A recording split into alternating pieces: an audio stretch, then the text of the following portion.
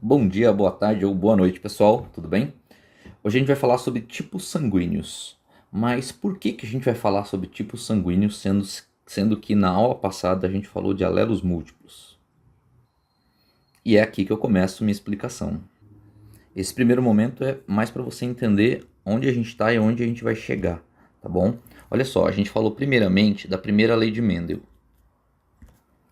Então, para a gente passar para a segunda lei, que é o segundo momento, a gente acabou falando nesse meio do caminho aqui sobre alguns temas, como as variações da lei de Mendel, como casos de codominância, ausência de dominância, né, e dominância incompleta, alelos letais e também sobre alelos múltiplos.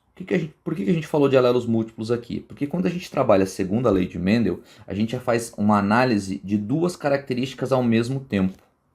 O conceito de lei de Mendel, que a gente vai falar lá na frente, portanto a gente está nesse meio do caminho aqui, ou seja, eu estou abrindo um parênteses sobre tipos sanguíneos para a gente poder trabalhar o conceito de segregação independente de fatores, que é o enunciado da segunda lei. Enquanto a primeira lei fala sobre a segregação de fatores, ou seja, o azinho se segrega do azão na hora de produção de gametas, a segunda lei vai falar de segregação independente, ou seja, não é porque uma célula que tenha azão, azinho e outra bezão, bezinho, não é porque um gameta vai receber o azão que necessariamente o mesmo gameta também vai receber o bezão. Ele pode receber tanto o bezão quanto o bezinho. Então tem gametas azão com bezinho, pode ser o azinho com bezão e o azinho com bezinho. Ou seja, a gente está falando aqui que segrega, ou seja, separa de maneira independente os genes ou os fatores na hora da produção de gametas. Mas isso é o tema que eu vou explicar depois que eu falar sobre esses parênteses. Então vamos falar primeiro sobre o tipo sanguíneo para a gente ver por que ele está relacionado a essa a análise de duas características ou mais até ao mesmo tempo. Antes, porém, aprenderemos então a analisar os tipos sanguíneos, incluindo o fator RH e os sistemas MN, ou seja, além de a gente falar do tipo sanguíneo do sistema ABO, a gente também vai falar do sistema ligado ao fator RH e também ao sistema que nós chamamos de MN. Falaremos sobre isso. Como eu falei, estou dando apenas uma palhinha, né? Mas quando a gente fala de sistema ABO, por exemplo, a gente está falando do tipo sanguíneo, que pode ser o que você já ouviu falar, né? O tipo A, o AB, o B, o O. E esses tipos sanguíneos, eles existem justamente porque existem genes que determinam cada um desses tipos sanguíneos. E esses genes, eles são representados dessa maneira. Então, quem tem o gene, né, A vai produzir uma substância aí que a gente vai falar sobre ela já já.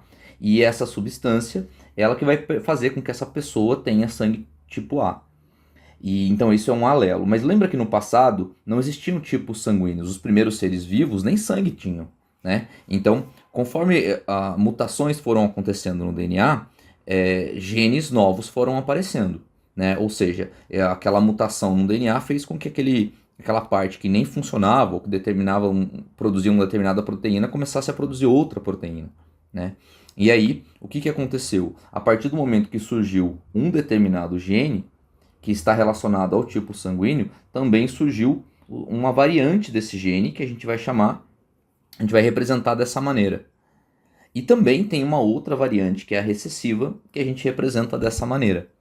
Então, esses são todos os tipos de alelos que estão relacionados aos tipos sanguíneos, no caso do sistema ABO.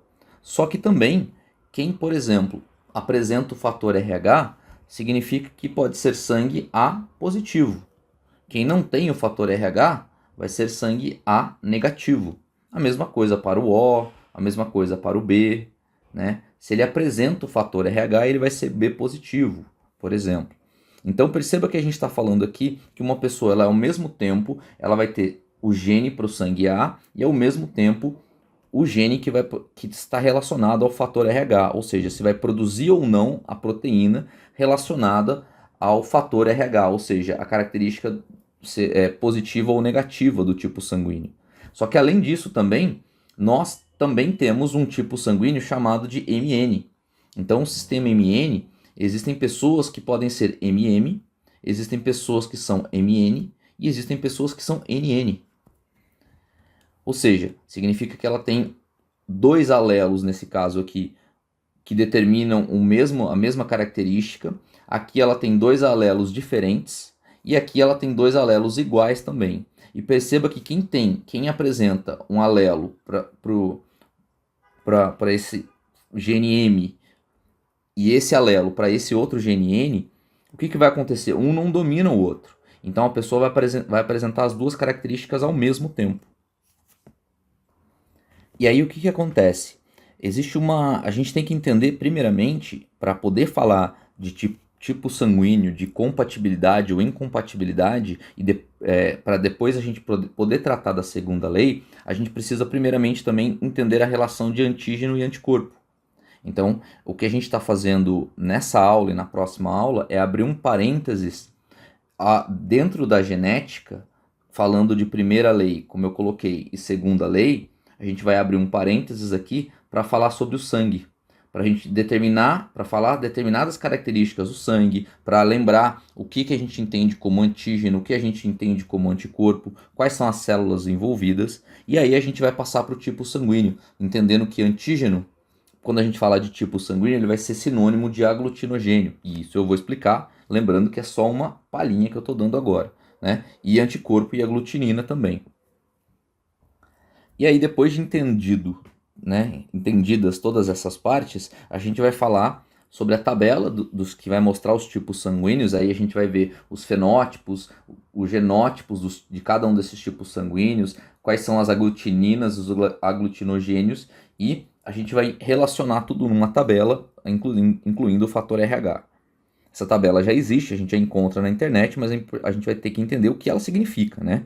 E por último, entendido tudo isso, a gente vai falar sobre a doença hemolítica do recém-nascido, que é a eritroblastose fetal. E quando a gente fala disso, a gente vai ver que tem muitos exercícios envolvendo, por exemplo, eredrogramas, que permite a gente fazer análise se uma criança, por exemplo, ela vai nascer com eritroblastose fetal ou não, se a mãe tem um sangue A positivo ou se o sangue dela for A negativo, se o pai, né, for A positivo e a mãe for A negativo, ou se a mãe for A positivo e o pai for A negativo, isso já vai interferir. Ou seja, a gente vai falar sobre esse assunto. Então perceba que para a gente chegar no último conceito aqui, que é a eritroblastose fetal, a gente tem que passar por tudo isso, e a análise de eritroblastose fetal e as análises que a gente vai fazer lá na segunda lei de Mendel vão necessitar aí desses conceitos que a gente está estudando, ok?